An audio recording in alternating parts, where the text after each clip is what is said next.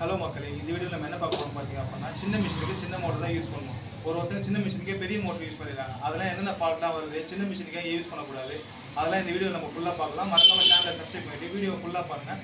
அந்த பெல் பட்டனை மட்டும் மறக்காம கிளிக் பண்ணி வச்சுக்கோங்க. அதுதான் அப்போ தான் அடுத்த வீடியோ உங்களுக்கு நோட்டிஃபிகேஷனாக வந்துகிட்டே இருக்கும். நம்ம சேனலில் மறக்காமல் ஃபுல்லாக இந்த வீடியோவை பாருங்கள். நிறைய இன்ஃபர்மேஷனான வீடியோஸ் அடுத்தடுத்து வந்துகிட்டே இருக்குது. மறக்காமல் சப்ஸ்கிரைப் பண்ணிக்கோங்க. இதுதான் சின்ன மிஷின். இதில் என்ன ஃபால்ட் அப்படின்னா, இப்போ பெரிய இந்த மிஷினுக்கு வந்து ஒரு கஸ்டமர் கால் எடுத்து வந்து கொடுத்தாங்க, நம்ம சர்வீஸ் பண்ணணும்னு சொல்லிட்டு. இது என்ன ஃபால்ட் அப்படின்னா, கஸ்டமர் என்ன நினச்சிட்டு இருக்காங்க, ரொம்ப சவுண்ட் அதிகமாக வருது. எதனால சவுண்ட் அதிகமாக வருதுன்னு அவங்களுக்கு தெரியல. அப்புறம் பார்த்தீங்க அப்படின்னா, அவங்க வந்து மாதாவரம்ல இருக்காங்க. என்ன ஃபால்ட் அப்படின்னா, சின்ன மிஷினுக்கு பெரிய மோட்டர் போட்டிருக்காங்க. பெரிய மோட்டர் அப்படின்னா என்னன்னு பார்த்தீங்க அப்படின்னா, இதுதான் பெரிய மோட்டர். பெரிய மோட்டர் அப்படின்னா என்னன்னு பார்த்தீங்கன்னா, இதுதான் பெரிய மோட்டர்.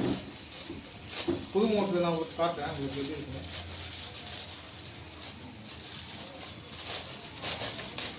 இதுதான் பெரிய மோட்டர். இந்த மோட்டர் பார்த்தீங்க அப்படின்னா, இந்த மோட்டர் ஒருத்தங்க டேபிளில் ஃபிக்ஸ் பண்ணியிருந்தா கூட பரவாயில்ல. ஆனால் நம்ம ஆளுங்க என்ன பண்ணுறாங்க, இங்கே 8லேயே ஃபிக்ஸ் பண்ணிடுறாங்க. மெக்கானிக்கு ஒருத்தங்க வேணும்னே அந்த 8ல் ஃபிக்ஸ் பண்ணுறதுனால உங்களுக்கு மிஷினில் சீக்கிரம் அதிகமாக சவுண்டு வரும். ரொம்ப நார்மலாக கையில் சுற்றும் போது மிஷின் போகிறவங்களோ டேட்டாக இருக்குது. என்ன ஃபால்ட் வரும்னா, இந்த லிவர் இருக்கு இல்லையா, நீங்கள் நூல் போகிற லிவர், இந்த லிவர் கையில் எப்படி ஷேக் பண்ணினாலே ஷேக் ஆகும். நார்மலாக வந்து வீலை சுற்றினா தான் இந்த லிவர் ஆடணும், மேலே கீழே போயிட்டு வரணும். கையில் சுற்றினாலே இந்த மாதிரி ஷேக் ஆகும். இந்த மாதிரி ஷேக் ஆச்சு அப்படின்னா, நீங்கள் வேகமாக தைக்கும் போது சவுண்ட் வந்துகிட்டே இருக்கும், நூல் கட் ஆகிட்டே இருக்கும். இந்த உள்ள இருக்க கேமே உங்களுக்கு என்டையராக டேமேஜ் ஆகும்.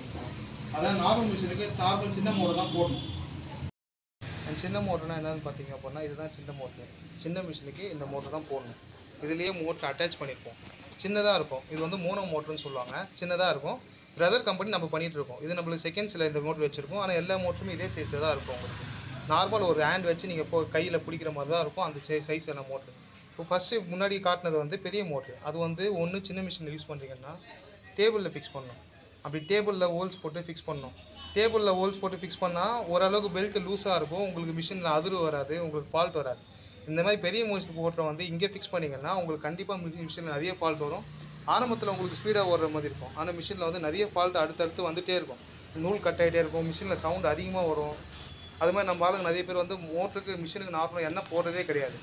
எண்ணெய் போடுறது வந்து ப்ராப்பராக எண்ணெய் போட்டிங்கன்னா கூட உங்களுக்கு ஃபால்ட் வராது. எண்ணெயே போடாமல் நீங்கள் அவ்வளோ பெரிய மோட்டர் போட்டு வேகமாக தைச்சிங்கன்னா உங்களுக்கு கண்டிப்பாக ஃபால்ட் வரும். அதே மாதிரி நிறைய கஸ்டமர் பண்ணுற என்ன தப்பு அப்படின்னா, புது மோட்ரு வாங்கிடுறாங்க, மிஷினுக்கு எண்ணெய் போடவும் மோட்டருக்கும் சேர்த்து எண்ணெய் போட்டுறாங்க. அந்த மாதிரி பண்ணக்கூடாது. மோட்டருக்கு போட்டிங்க அப்படின்னா மோட்ரு பற்றிக்கும் உங்களுக்கு மோட்ரு ஃபால்ட் வந்துடும். எல்லா பொருளுக்குமே எலக்ட்ரிக்கல் பொருள் எதுவுமே தண்ணியும் போடக்கூடாது, எண்ணெயும் போடக்கூடாது. மிஷினுக்கு மட்டும் நீங்கள் எண்ணெய் போடணும், பால் மட்டும் பார்த்துக்கோங்க. மோட்டருக்கு நீங்கள் தண்ணியும் போடக்கூடாது, எண்ணெயும் போடக்கூடாது. இப்போ இந்த மிஷின் பார்த்தீங்க அப்படின்னா, இப்போ நான் கழட்டுறேன், ஜஸ்ட் அப்படியே பாருங்கள் இந்த மிஷினில் என்ன ஃபால்ட் அப்படின்னு உங்களுக்கு தெரியும்.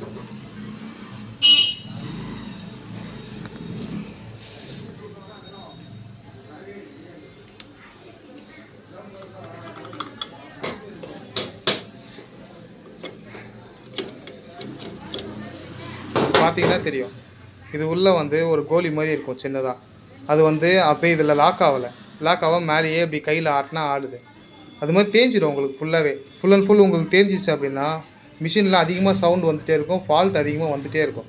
இந்த கஸ்டமரும் பார்த்தீங்கன்னா தேங்காய் எண்ணெய் தான் யூஸ் பண்ணியிருக்காங்க. நான் ப்ரீவியஸ் வீடியோஸ் சொன்ன மாதிரி நம்ம அதிகபட்சம் தேங்காய் எண்ணெய் யூஸ் பண்ணாதீங்க.